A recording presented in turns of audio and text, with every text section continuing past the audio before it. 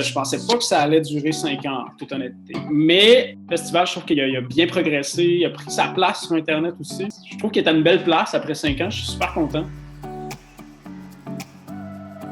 Je pense que la genèse, la première fois que j'ai pensé à plein écran, ça a été particulier. J'étais en Allemagne, dans un autre festival, puis j'étais sur le décalage horaire, donc complètement jet-lagué, j'étais en insomnie. C'est à 2h du matin que plein écran a vu le jour dans un Google Doc et je me rappelle d'avoir d'avoir parlé à Julie Groslot, qui est ma partner avec qui je fais les films.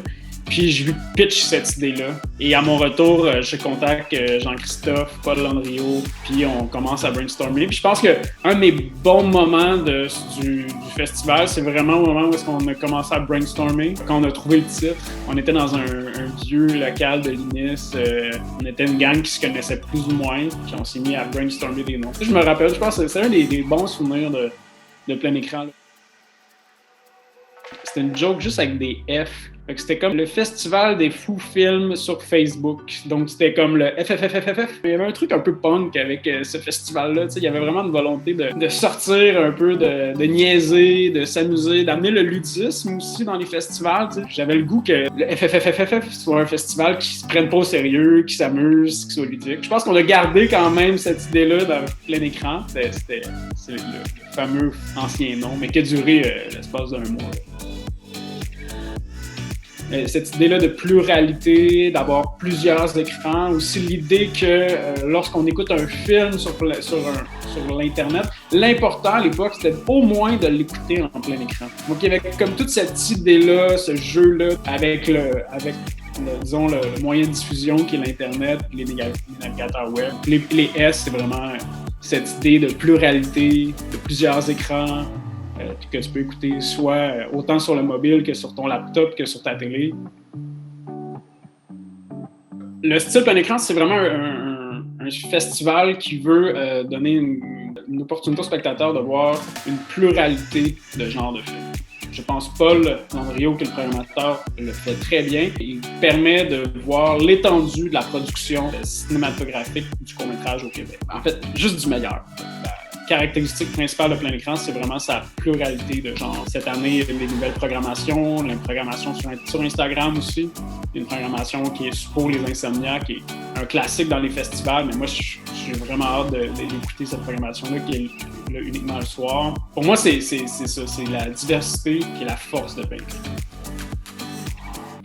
Toutes les nouvelles façons de diffuser m'intéressent énormément. Tu sais, les choses changent et je pense qu'il faut voir ces changements-là de manière positive et de manière comment on peut les utiliser dans notre domaine. Je trouve qu'en cinéma, ça a pris du temps avant d'utiliser le web. En fait, souvent, le web est synonyme du cimetière des courts-métrages. Lorsqu'un court-métrage était rendu en fin de vie, c'est là qu'on le dompait. On allait l'envoyer à l'abattoir de l'Internet. Et moi, je trouvais ça complètement niaiseux à l'époque. Puis, tu sais, on était à un moment où est-ce que le web, tu sais, nous, on se fait le dire comme jeunes créateurs, utiliser le web pour démarquer. Puis, donc, pour moi, ça a toujours été une logique d'être sur Internet. J'ai eu Internet en 94 chez mes parents. Internet, ça fait tellement partie de ma vie.